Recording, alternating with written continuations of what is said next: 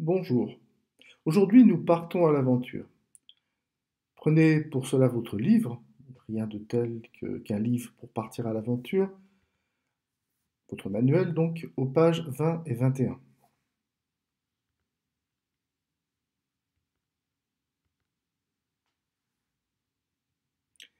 On va d'abord se poser une question, qu'est-ce que l'aventure? Le plus rigoureux, me semble-t-il, c'est de partir de l'étymologie. Le mot aventure vient d'un mot en latin vulgaire, c'est-à-dire en latin familier, qui signifie ce qui doit arriver. Lui-même découle du latin plus classique, plus littéraire, advenire, qui signifie arriver, se produire. Donc en définitive, une aventure, c'est quelque chose qui va arriver, mais qu'on ne connaît pas à l'avance. On ne sait pas à l'avance ce qui va se passer. D'où évidemment toujours une prise de risque. C'est à partir de là qu'on a le sens de mots de la même famille qu'aventure. Ainsi, aventurer, c'est-à-dire affirmer sans certitude. Des paroles aventurées sont des paroles que l'on prononce sans être certain, ou alors c'est quelqu'un qui peut aussi juger que vos paroles ou mes paroles sont aventurées.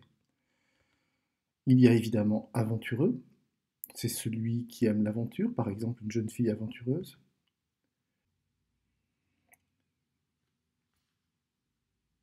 Qui est rempli d'aventures aussi, par exemple une vie aventureuse, et ça peut signifier aussi qui comporte des risques. Ça peut être aussi bien, encore une fois, des paroles aventureuses que des décisions aventureuses. Aventureusement aussi, ce qui signifie d'une manière aventureuse, en prenant des risques. Et évidemment, on a aussi aventurier. Et évidemment, pendant notre voyage au pays des aventures, nous allons en rencontrer. Maintenant, justement, nous allons en étudier un, du moins son image.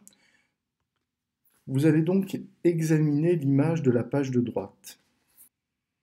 Je vais ensuite vous poser des questions. Lorsqu'elles seront toutes affichées, vous mettrez le document en pause et vous y répondrez par écrit et vous me renverrez vos réponses.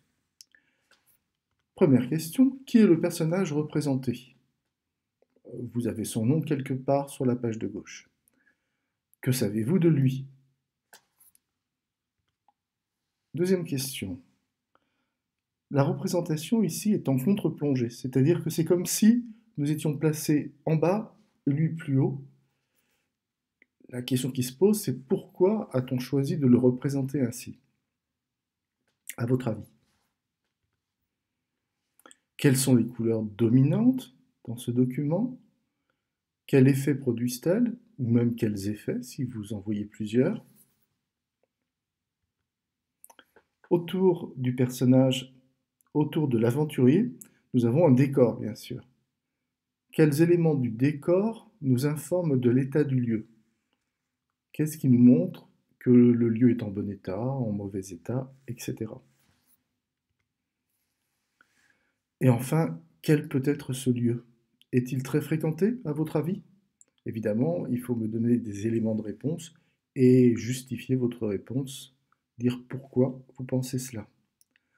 Bon travail et à bientôt pour la correction.